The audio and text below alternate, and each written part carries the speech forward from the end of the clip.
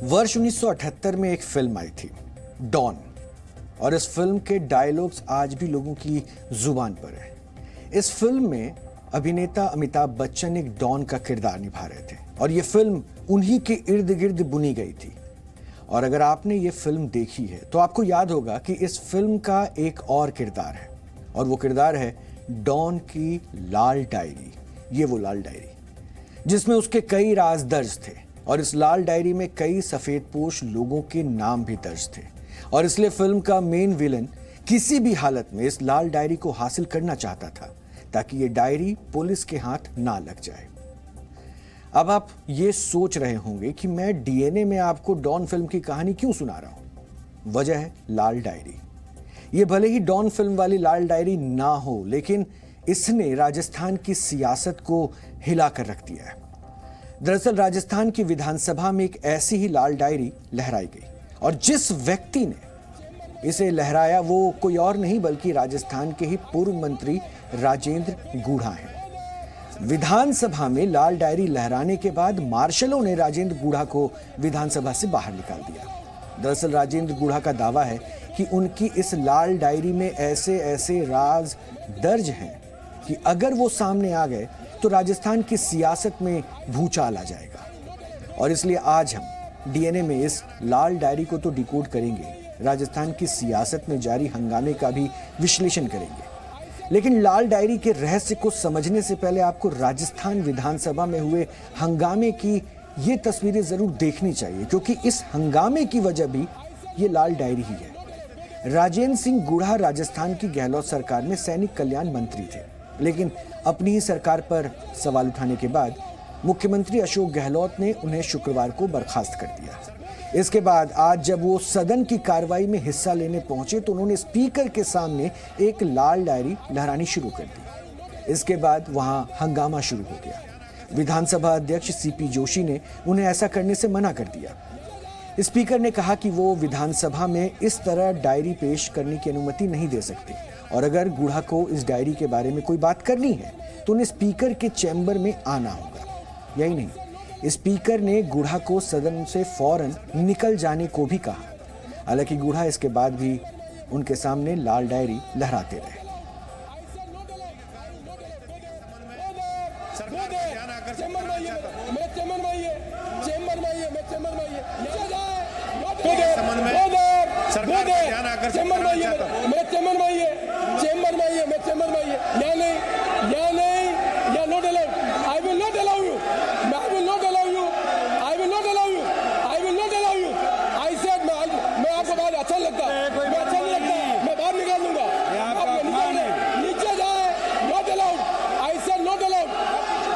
राज्य राजमार्गों एवं कुछ राष्ट्रीय राजमार्गों पर नियम विरुद्ध टोल वसूली के कारण उत्पन्न स्थिति के संबंध में महोदय उपरोक्त विषय में अनुरोध है कि प्रदेश में एक तरफ तो जब कोई वाहन खरीदता है तो रोड टैक्स के नाम पर बड़ी राशि परिवहन कार्यालय में जमा करवाई जाती है, तो दूसरी तरफ टोल टैक्स लिया जा रहा है।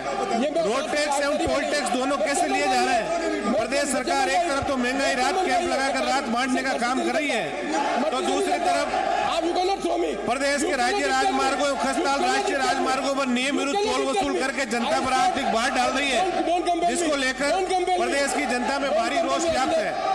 प्रदेश की पूर्ववर्ती भारतीय जनता पार्टी सरकार के तत्कालीन मुख्यमंत्री जी ने 6 मार्च 2018 विनियोग विधेयक पर बहस का जवाब देते समय प्रदेश के राज्य राजमार्गों को टोल मुक्त करने की घोषणा की थी, जिसके बाद 1 अप्रैल आपने राजस्थान विधानसभा की इस तस्वीर को तो देख लिया, लेकिन कुछ देर बाद गुढ़ा संसदीय कार्य मंत्री शांति धारीवाल के पास पहुंचे और वो उनसे भिड़ गए। दरअसल धारीवाल गुढ़ा को सदन से बाहर निकालने का प्रस्ताव रखने वाले थे, और इससे नाराज होकर गुढ़ा ने उनका माइक बंद कर दिया। इस दौरान दोनों के बीच बहस शुरू हो गई। तकरार बढ़ती देख वहां मौजूद कांग्रेस विधायक रफीक खान भी बीच बचाव के लिए आ गए, और अब बताया जा रहा है कि रफीक खान और राजेंद्र गुढ़ा के बीच हाथापाई शुरू हो गई, जिसके बाद स्पीकर सीपी जोशी ने मार्शल बुलवाकर गुढ़ा को सदन से बाहर निकलवा दिया। यही नहीं, हंगामे के बीच विधानसभा की कार्रवाई भी स्थगित कर दी गई। हालांकि राजेंद्र गुढ़ा ने सदन के अंदर दोबारा घुसने की भी कोशिश की, लेकिन वहां मौजूद मार्शल्स ने उन्हें गेट पर ही रोक दिया। और अंदर नहीं जाने दिया।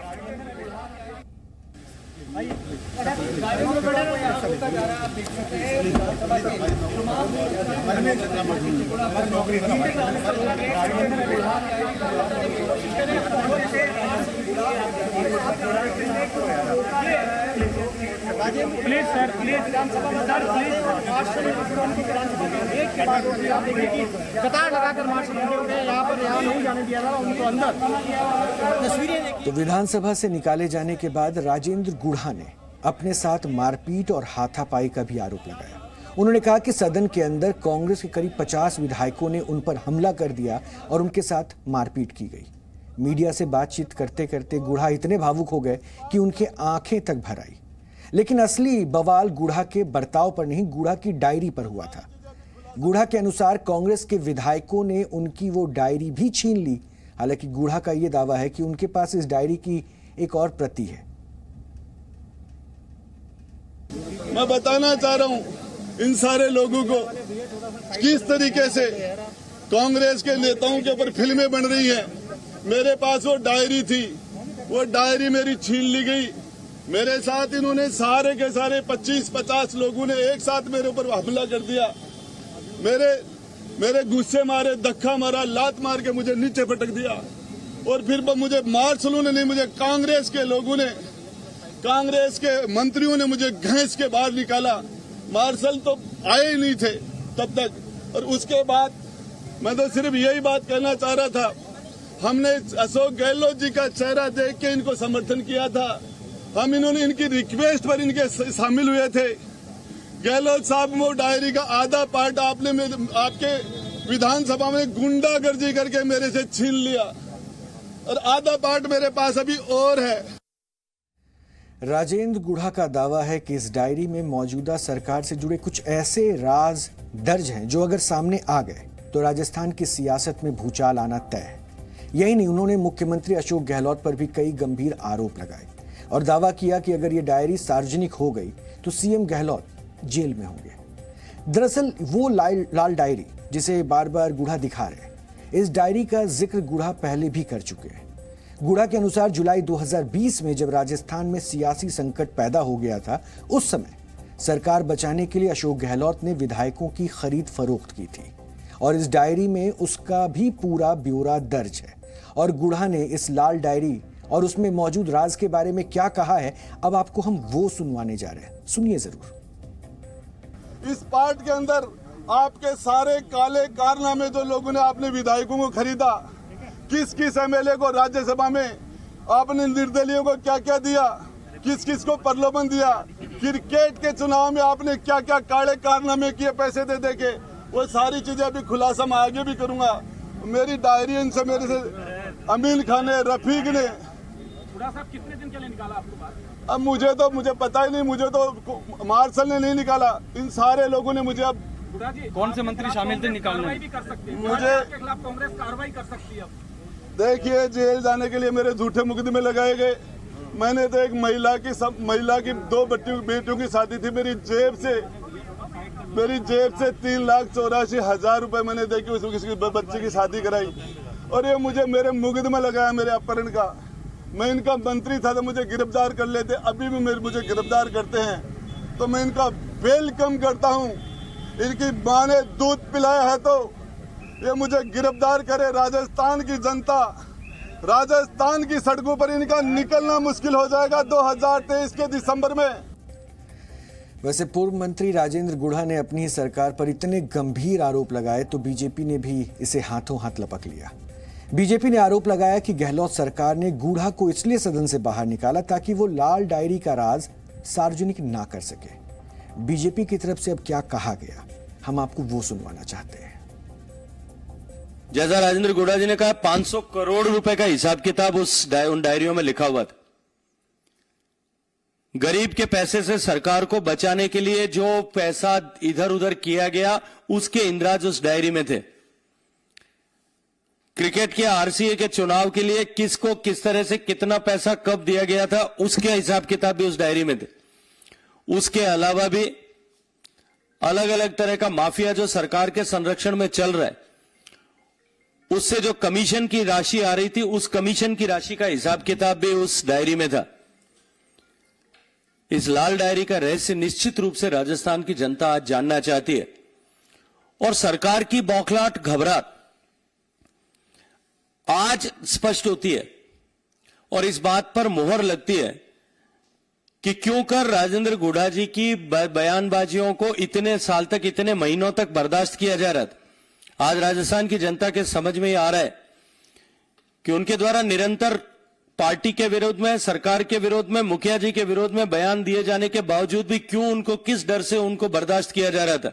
ये लाल डायरी का रहस्य जो है निश्चित रूप से जिस दिन खुलेगा उस दिन राजस्थान में एक बड़ा हंगामा होने वाला है। कई लोगों के राजनीतिक वजूद हमेशा हमेशा के लिए समाप्त हो जाएंगे। आज वो लाल डायरी का जो इशू चला है, मैं समझता हूं कि पब्लिक होनी चाहिए और मालूम पड़ना चाहिए प्रदेश की जनता को कि किस तरह से इस कांग्रेस की सरकार ने जनता को बेवकूफ बनाया, पैसे का खुला बांट चली है। हर विधायक को अपने ही लोकल एरिया के अंदर मुख्यमंत्री बना के छोड़ दिया। आम आदमी का गला घोट के जिंदगी जी गई है। लोगों को ट्रांसफर पॉलिसी के अंदर धमकाया गया। FIR सिंपल लॉज नहीं कर सकता अधिकारी। हर डिपार्टमेंट के अंदर इनके दलाल बैठ गए। वहां पर एक ऐसे पूरा 4.5 साल का ऐसा राज देखा गया जो राजस्थान के इतिहास में कभी सुना नहीं, न कभी देखा गया। हालांकि कांग्रेस ने राजेंद्र गुढ़ा के साथ मारपीट और धक्का मुक्की की खबरों को गलत बताया और उल्टा राजेंद्र गुढ़ा पर संसदीय कार्य मंत्री शांति धारीवाल के साथ हाथापाई करने का आरोप लगा दिया। लेकिन लाल डायरी पर कांग्रेस की तरफ से चुप्पी साध ली गई। अब आपको सुनवाते हैं कि इस मामले में कांग्रेस के नेताओं और राजस्थान सरकार के मंत्रियों की तरफ से क्या कुछ कहा गया। उनके साथ धक्का मुक्की की गई, 50 विधायक उनके ऊपर बैठ गए। महेश जोशी ने भी उनकी लात मारी, ये कहा। मेरे ख्याल से किसी ने भी उनके लात नहीं मारी, वो अपने मन से बातें बना रहे हैं। गुढ़ा जी बात करने में माहिर हैं, वो लगातार बातें करते हैं।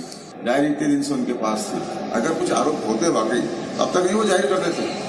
उनको मंत्रिमंडल से हटाए 2-3 दिन हो गए, वो अब तक क्यों चुप थे? अगर डायरी में कोई बात होती तो जाहिर करते वो। इसका मतलब पहली बात डायरी में क्या है क्या नहीं है, खाली पन्ने थे, बड़े पन्ने थे, कुछ लिखा था नहीं लिखा था, ये तो गुढ़ा जी जाने। लेकिन अगर गुढ़ा जी के पास इस तरह के प्रमाण होते तो निश्चित रूप से पहले जाहिर कर चुके। गुढ़ा साहब को जब जबरदस्ती उन्होंने अध्यक्ष जी ने कहा स्पीकर साहब ने कि आप स्थान पे जाइए, वो वहाँ से उठ करके आके धारीवाल साहब की टेबल पे आ गए, उनके माइक को नीचे कर दिया और उनके साथ हाथापाई करने की कोशिश की, उन पर हमला करने की कोशिश की।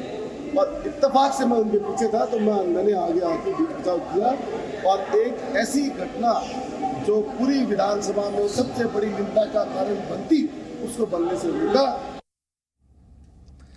आपने अब तक सारी तस्वीरें देख ली, बयानबाजियों को भी सुन लिया, लेकिन राजस्थान विधानसभा में आज जो कुछ भी हुआ है वो अचानक हुई घटना नहीं थी और इस सियासी भूचाल का आभास कुछ दिन पहले ही होने लगा था। लेकिन ये पूरी कहानी शुक्रवार को शुरू हुई। शुक्रवार को राजेंद्र गुढ़ा की तरफ से एक बयान सामने आता है। शुक्रवार यानी 21 जुलाई को राजस्थान विधानसभा में न्यूनतम आय विधेयक पर चर्चा चल रही थी और चर्चा के दौरान कांग्रेस विधायकों ने मणिपुर में महिलाओं के साथ अत्याचार और गैंगरेप के मुद्दे पर केंद्र सरकार के खिलाफ प्रदर्शन शुरू कर दिया और कांग्रेस के विधायक वायरल वीडियो और मणिपुर में जारी हिंसा को लेकर बीजेपी और केंद्र सरकार को घेर रहे थे। सदन का माहौल गर्म था, लेकिन तभी राजस्थान के सैनिक कल्याण मंत्री राजेंद्र सिंह गुढ़ा अपनी सीट से उठे और महिला सुरक्षा के मुद्दे पर उन्होंने अपनी ही सरकार को घेरना शुरू कर दिया। गुढ़ा ने कहा कि हम राजस्थान में महिलाओं की सुरक्षा में फेल हो गए हैं और राजस्थान में जिस तरह से महिलाओं पर अत्याचार बढ़े हैं, ऐसे में हमें मणिपुर की बजाय अपने गिरेबा में झांकना चाहिए। गुढ़ा को अपनी ही सरकार के खिलाफ बोलता देख स्पीकर ने उन्हें रोकने की कोशिश भी की, लेकिन गुढ़ा नहीं रुके और उन्होंने महिला सुरक्षा के मुद्दे पर राजस्थान की गहलोत सरकार की जमकर धुलाई कर डाली। उन्होंने इस दिन क्या कहा था, अब आपको हम वो सुनवा रहे हैं।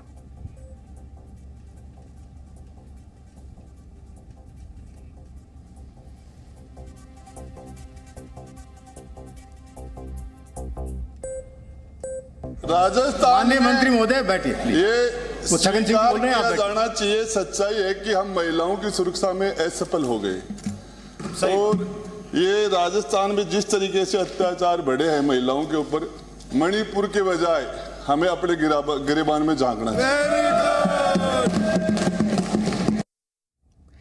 इससे थोड़ी देर पहले तक मणिपुर मुद्दे को लेकर बीजेपी बैकफुट पर नजर आ रही थी, लेकिन गुढ़ा की वजह से विपक्ष को सरकार पर हमला करने का एक मौका मिल गया और इसलिए बयान देने के 6 घंटे के अंदर ही मुख्यमंत्री अशोक गहलोत ने राजेंद्र सिंह गुढ़ा को मंत्रिमंडल से बर्खास्त कर दिया। हालांकि राजेंद्र सिंह गुढ़ा इसके बाद भी अपने बयान पर कायम रहे और आज भी जब उनसे इस बारे में सवाल पूछे गए तो उन्होंने साफ कर दिया कि वो अपने बयान के लिए कोई माफी नहीं मांगेंगे। यही नहीं, उन्होंने कांग्रेस के नेताओं और राजस्थान सरकार के मंत्रियों पर कई गंभीर आरोप भी लगा दिए। उन्होंने आरोप लगाया कि अजमेर रेप कांड को इन बड़े नेताओं का भी संरक्षण हासिल था।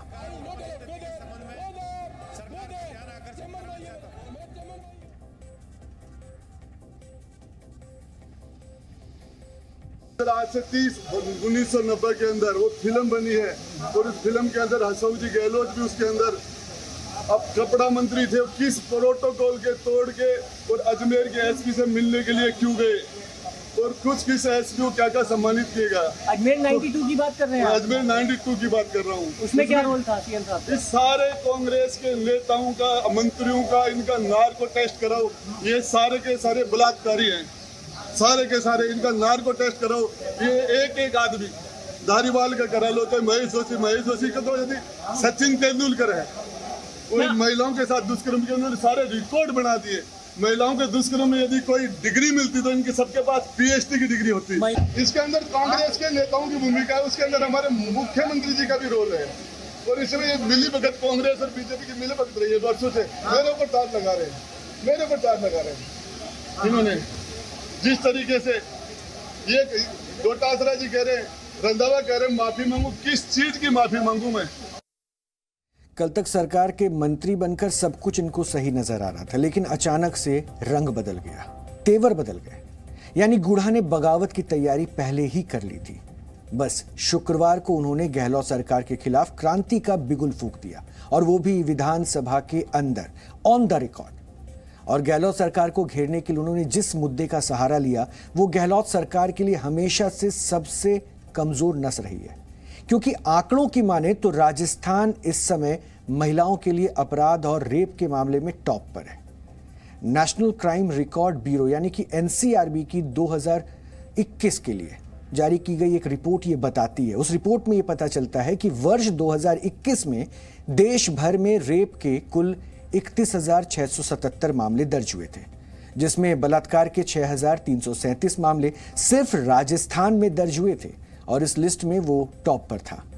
वर्ष 2020 के मुकाबले वर्ष 2021 में राजस्थान में बलात्कार के मामले 19.34% तक बढ़ गए।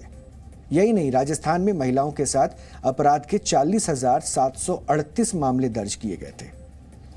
और इसलिए जब राजस्थान में कांग्रेस के विधायकों ने मणिपुर के मुद्दे पर बीजेपी को घेरने की कोशिश की तो बीजेपी ने इन्हीं आंकड़ों को आधार बनाते हुए गहलोत सरकार पर पलटवार कर दिया और इसमें कभी गहलोत के करीबी रहे राजेंद्र सिंह गुढ़ा ही बीजेपी का सबसे बड़ा हथियार साबित हो गए। वैसे हो सकता है कि आप भी हैरान हो कि आखिर जो राजेंद्र सिंह गुढ़ा कभी अशोक गहलोत के बेहद करीबी हुआ करते थे वो आज बागी बनकर अपनी ही सरकार को क्यों घेर रहे हैं। लेकिन यही तो राजनीति है, क्योंकि राजनीति में कब क्या हो जाए, कौन किसका हो जाए, कुछ नहीं पता होता है, कुछ नहीं कहा जा सकता है। और इसे समझने के लिए आपको राजेंद्र सिंह गुढ़ा और उनके राजनीतिक सफर के बारे में आज जरूर जानना चाहिए। राजेंद्र सिंह गुढ़ा ने अपने सियासी सफर की शुरुआत वर्ष 2008 में की थी।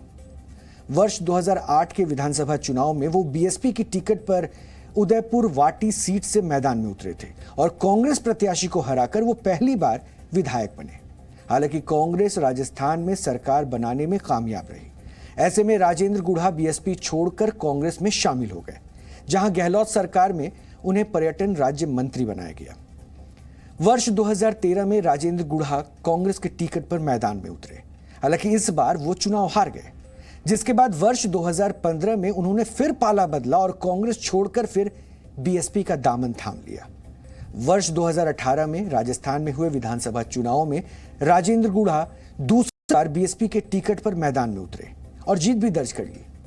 लेकिन कांग्रेस की सरकार बनने के बाद वर्ष 2019 में उन्होंने एक बार फिर से कांग्रेस का दामन थाम लिया। यानी वर्ष 2008 से वर्ष 2018 तक उन्होंने बार बार पार्टियां बदली और 4 बार ये पार्टियां बदल चुके हैं और इसे वो खुद स्वीकार भी करते हैं। जुलाई 2020 में कांग्रेस के सचिन पायलट गुट ने अशोक गहलोत सरकार के खिलाफ बगावत कर दी थी।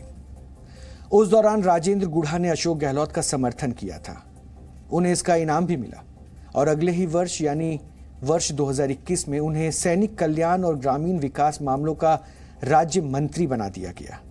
हालांकि अब वो लाल डायरी लहराकर अशोक गहलोत को ही आंखें दिखा रहे हैं और उनके कच्चे चिट्ठे उजागर कर उन्हें जेल भिजवाने की धमकियां दे रहे हैं। हालांकि उनकी इस लाल डायरी में क्या है, क्या नहीं है, वो अच्छी तरह जानते होंगे, लेकिन उनकी सियासत को करीब से देखने वाले लोग इस डायरी कांड को भी उनकी सियासी चाल ही मान रहे हैं और उनकी ये सियासी चाल क्या रंग लाती है ये तो समय ही तय करेगा। लेकिन फिलहाल वो गहलोत सरकार के लिए गले की हड्डी जरूर बन गए हैं और वो भी ऐसे वक्त में जब राजस्थान में चुनाव बेहद करीब है। सरकार